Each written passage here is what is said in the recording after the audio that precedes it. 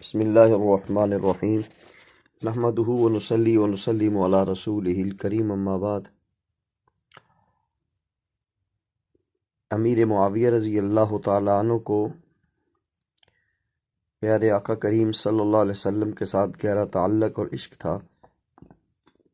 ایک مرتبہ آپ رضی اللہ تعالیٰ عنہ کو پتہ چلا کہ بصرہ میں ایک شخص ہے جو نبی کریم صلی اللہ علیہ وسلم سے بہت مشابہات رکھتا ہے، تو سیدنا امیر معاویہ رضی اللہ تعالیٰ عنہ نے وہاں کے گورنر کو خط لکھا کہ تم فوراً انہیں عزت و اکرام کے ساتھ یہاں روانہ کر دو۔ چنانچہ انہیں عزت و اکرام کے ساتھ روانہ کیا گیا۔ آپ رضی اللہ تعالیٰ عنہ نے آگے بڑھ کر ان کا استقبال کیا، ان کی پیشانی کو بوسہ دیا اور ان کو انعامات اور خلت سے نوازا۔ اسی عشق رسول صلی اللہ علیہ وسلم کی بنا پر آپ رضی اللہ تعالیٰ عنہ نے خاتم النبیین رحمت للعالمین صلی اللہ علیہ وسلم کے کٹے ہوئے ناخن ایک کپڑا اور بال مبارک سنبھال کے حفاظت کے ساتھ رکھے ہوئے تھے، جن کے متعلق آپ رضی اللہ تعالیٰ عنہ نے اپنی وفات کے وقت وصیت فرمائی تھی کہ انہیں میری ناک، کانوں، آنکھوں میں رکھ کر مجھے دفنا دیا جائے۔ حضور انور صلی اللہ علیہ وسلم کے ساتھ اسی تعلق کی وجہ سے آپ رضی اللہ تعالیٰ عنہ کی بہت سی اداؤں میں خاتم النبیین رحمت للعالمین فخر دو عالم صلی اللہ علیہ وسلم کی اداؤں کی جھلک محسوس ہوتی تھی۔ چنانچہ حضرت ابو دردہ رضی اللہ تعالیٰ عنہ فرماتے ہیں، میں نے نماز پڑھنے میں کسی کو حضور انور صلی اللہ علیہ وسلم کے ساتھ اتنا مشابہ نہیں پایا جتنا سیدنا معاویہ رضی اللہ تعالیٰ عنہ کو میں نے نماز پڑھنے میں حضور انور صلی اللہ علیہ وسلم کے مشابہ پایا ہے۔ اطاعت رسول صلی اللہ علیہ وسلم کے ایک نادر مثال اور واقعہ جو مشکوٰۃ شریف میں منقول ہے، سیدنا معاویہ بن ابی سفیان رضی اللہ تعالیٰ عنہ اور اہل روم کے درمیان ایک مرتبہ صلح کا معاہدہ ہوا۔ صلح کی مدت کے دوران آپ رضی اللہ تعالیٰ عنہ نے اپنے فوجیوں کو روم کی سرحدوں پر جمع کرنے کا حکم دیا۔ آہستہ آہستہ آپ کے فوجی روم کی سرحد پر جمع ہوتے رہے۔ مقصد یہ تھا کہ جو ہی مدت معاہدہ ختم ہوگی فوراً حملہ کر دیا جائے گا، اور رومی حکام اس خیال میں ہوں گے کہ ابھی تو مدت ختم ہوئی ہے، اتنی جلدی مسلمانوں کا ہم تک پہنچنا ممکن نہیں ہے، اس لیے وہ حملے کا مقابلہ کرنے کے لیے تیار نہیں ہوں گے، اس طریقے سے فتح آسان ہو جائے گی۔ چنانچہ ایسا ہی ہوا۔ جیسی مدت پوری ہوئی، امیر معاویہ رضی اللہ تعالیٰ عنہ نے پوری قوت سے رومیوں پر یرغمال کر دی۔ وہ لوگ اس ناگہانی حملے کی تاب نہ لا سکے اور پسپا ہونے لگے۔ آپ رضی اللہ تعالیٰ عنہ روم کا علاقہ فتح کرتے ہوئے چلے جا رہے تھے۔ ایک صحابی رسول حضرت سیدنا عمر بن حفصہ رضی اللہ تعالیٰ عنہ پکارتے ہوئے آئے، وفاء لا غدر، وفاء لا غدر، مومن کا شیوا وفا ہوتی ہے، غدر اور خیانت نہیں ہوتی۔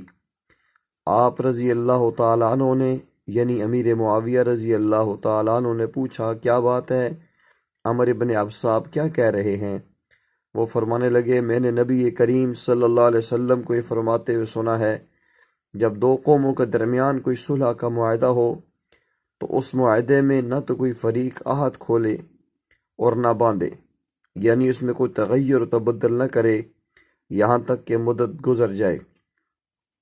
عمر بن حفصہ رضی اللہ تعالیٰ عنہ کا مقصد یہ تھا کہ اس حدیث پاک کی روح سے جنگ بندی کے دوران جس طرح حملہ کرنا ناجائز ہے، اسی طرح دشمن کے خلاف فوجوں کو لے کر روانہ ہونا بھی جائز نہیں ہے۔ چنانچہ جب سیدنا معاویہ بن ابی سفیان رضی اللہ تعالیٰ عنہ نے سرکار دو عالم، فخر مجسم، ساقی کوثر، خاتم النبیین صلی اللہ علیہ وسلم کا ارشاد مبارک سنا، فوراً حکم دیا کہ فوجیں واپس ہو جائیں۔ جب پورا لشکر واپس ہو گیا، جو علاقہ فتح ہوا تو اسے بھی خالی کر دیا گیا۔ ایفائے عہد کی حیرت انگیز مثال شاید ہی کسی قوم میں اور کسی انسان کے پاس تاریخ میں ہو۔ قائن اس وقت جب تمام فوجیں فاتح کی حیثیت حاصل کر چکی ہوں، صرف ایک جملہ سن کر سارا علاقہ خالی کرنے کا حکم دیا اور لشکر کا ایک فرد بھی کسی حیل و حجت کے بغیر واپس لوٹ گیا۔ یہ معاویہ بن ابی سفیان رضی اللہ تعالیٰ عنہ کا پیارے آقا کریم صلی اللہ علیہ وسلم کے اوپر اعتماد اور عشق تھا کہ آپ کی ایک بات ایک صحابی رسول سے سنی اور اپنی کمی محسوس کی، فوراً وہاں سے روایت پیچھے آ گئے۔ اس طرح ایک بار حضرت ابو مریم الازدری رضی اللہ تعالیٰ عنہ امیر معاویہ رضی اللہ تعالیٰ عنہ کے پاس آئے۔ آپ رضی اللہ تعالیٰ عنہ نے پوچھا کیسے آنا ہوا؟ کہنے لگے میں نے ایک حدیث سنی ہے، وہ آپ رضی اللہ تعالیٰ عنہ کو سنانے آیا ہوں۔ وہ حدیث یہ ہے کہ میں نے نبی کریم صلی اللہ علیہ وسلم کو یہ فرماتے ہوئے سنا ہے۔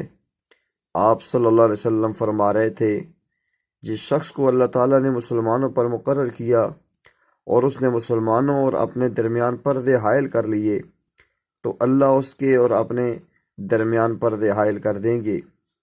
ابو مریم الازدی رضی اللہ تعالیٰ عنہ بیان فرماتے ہیں، جیسے ہی مجھ سے امیر معاویہ بن ابی سفیان رضی اللہ تعالیٰ عنہ نے یہ حدیث سنی، فوراً حکم دیا کہ ایک آدمی مقرر کیا جائے جو لوگوں کی حاجتوں کو ان کے سامنے پیش کرتا رہے۔